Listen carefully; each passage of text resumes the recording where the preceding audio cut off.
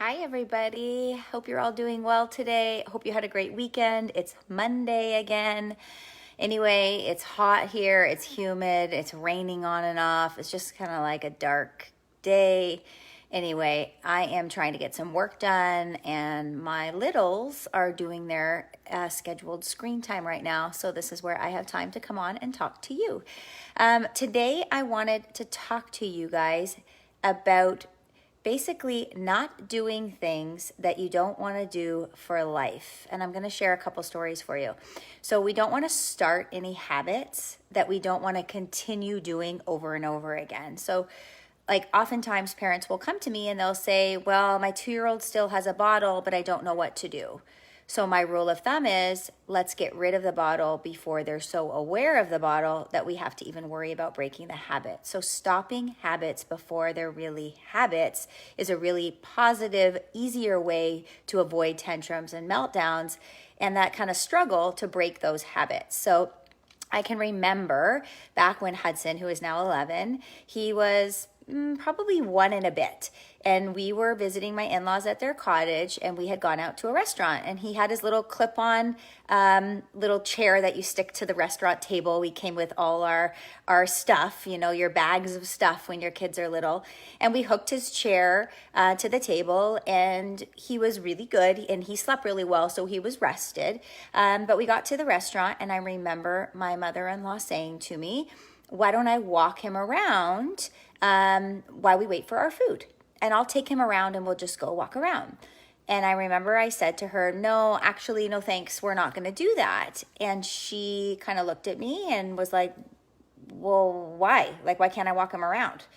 And I was like, because ultimately, I want him to know that when we come to a restaurant, he sits at the table, he stays at the table, and this is our restaurant expectation.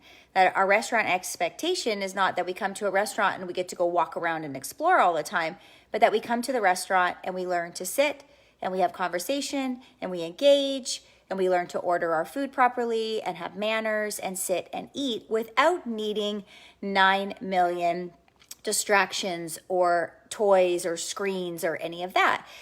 So I did shut her down and I told her no. She was not happy with me. But I didn't want that expectation. And I said to her going forward, you're not always going to be here to walk my child around. And I don't want to walk my child around every time we go to a restaurant. Another example is when I had Beckett. My mom came to stay with us for a little bit from the States, and Beckett was 4 weeks old. And maybe even two weeks old. Could have been 2 weeks old when she came. And I start creating positive sleep habits when my boys were 2 weeks old to avoid unwanted sleep troubles. So I would let him be for a little bit when I would lay him down. If he would wake right up, I would let him be for a little bit. Just, you know, I was in the room with him. He was right in the living room. It was no big deal. I just wasn't racing to pick him up the second that he whimpered or the second that he cried. But my mom did not like that. And she wanted to hold him and hold him and hold him. And I said to her, we want to hold him. We want to nurture him. But we also don't want the habit of having to walk him around all the time ongoing, because you're not going to be here to do that for me. Unless you're going to be the one that does it all day, all night, every day, every night, then we can't create that habit, because that's going to be a habit that I'm going to have to break, and I don't want to have to do that. It's easier to start off with positive habits than it is to break bad habits. So if you're watching, I would love to know. I don't know if my comments are working right now. Lately with Facebook, the comments haven't been working. But I would love to know, if you're watching this, what are... Oh, I'm having bad connection. Hopefully you're catching all this. But I would love to know, like, what are the habits that you want to break that are giving you trouble, that you know you should have broken a long time ago, or it's long overdue, and kind of what's stopping you from breaking that habit is fear of what's going to happen, or fear of how to do it. And you need an action plan. And I say this all the time, you need a plan in order to do this kind of thing. But if you can think about things that are upcoming proactively and avoid some of those so that you don't have to break bad habits later, that's easier. So with all of my parenting strategies, what I'm trying to do is create foundations for you now. Create those foundations up front in advance so that as your kids go from toddler to school age to tween to teen, They have those foundations. They have those values. You guys have that relationship together. Instead of it being negative and yelling and battling and feeling like nothing works.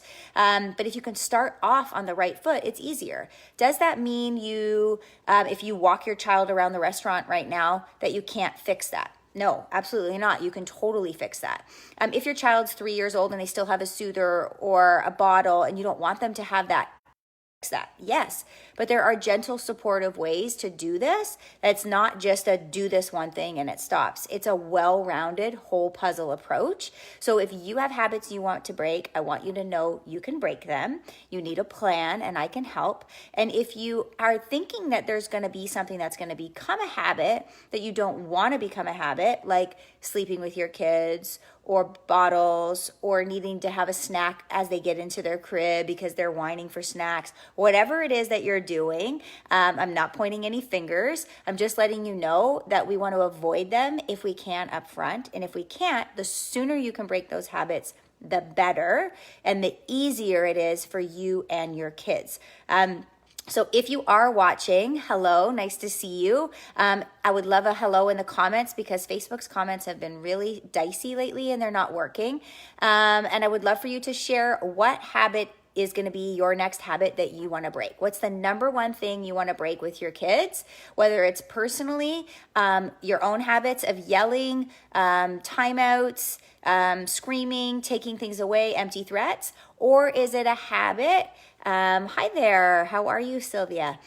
Or is it a habit of your kids that you want to break? Is it a bottle habit, a sleep habit, a tantrum habit, a needing a snack habit, whining every time they want a new food at the table habit? I want you to know that there are solutions to each and every one of these things. And if you are watching and you have a habit that at the top of your mind that you want to break, and if you want to put it in the comments, I can try and help give you some solutions if you're on.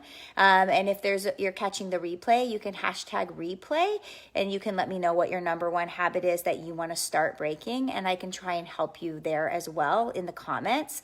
But basically, I want you to know that if you're living with things you don't like, if you're feeling resentful, if you're feeling guilty, if there's things you know you shouldn't be doing or you know that your kids should stop doing, but you don't know how to do it, waiting doesn't make it easier. I just got off a discovery call with this really great mom who was like, I've hit rock bottom. I'm at my wit's end. I'm at the point where I literally am on the hamster wheel. I know what I'm doing isn't working. Nothing's working and things are getting worse. And my daughter's 4. She has a 9-month-old as well, and she wants to make change. And you're not going to make change by not asking for help and making change. It's just the way it goes. I personally believe that there are people out there to help you with whatever it is you need help with, whatever area that is. And whether that's me for your parenting or somebody else, all I want for you to do is do what works for you. So get the help that you need to make those changes, because going to bed every night saying to yourself, tomorrow I'm not going to yell. Tomorrow I'm going to make sure I do X, Y, or Z. Tomorrow's going to be different, but without an action plan, tomorrow's not going to be different. There's no way for you to make tomorrow different without a clear stepping stone plan.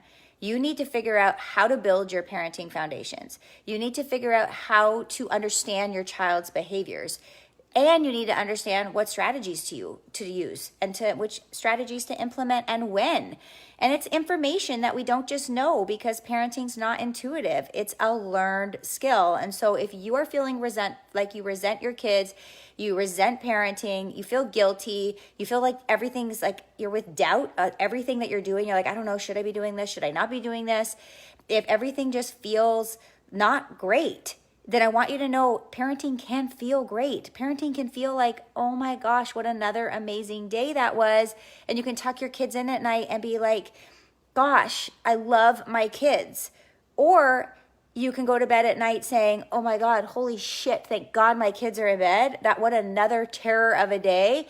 But tomorrow I'm not going to yell, and tomorrow I'm not going to just, get upset with them, and I'm going to change it. But without a plan, you're not changing it. And I don't want to be harsh, but it's just a matter of fact. If you're trying to lose weight and you don't have like a fitness regime plan, or you don't have a nutrition plan, you're not going to lose weight if you just say you're going to lose weight. You got to have a plan. And if you're going to change your job, you need to have a plan on what education you're taking. And if you're going to change your child's behavior, you have to change your parenting techniques. And if you're going to do any of that, you need a plan. And so if you are ready for a plan, then I want you to reach out to me. You can personally message me. You don't have to do it in the comments. You can privately message me and we can talk about it. And we can have a pressure-free discovery call so I can understand your challenges and what habits you want to break.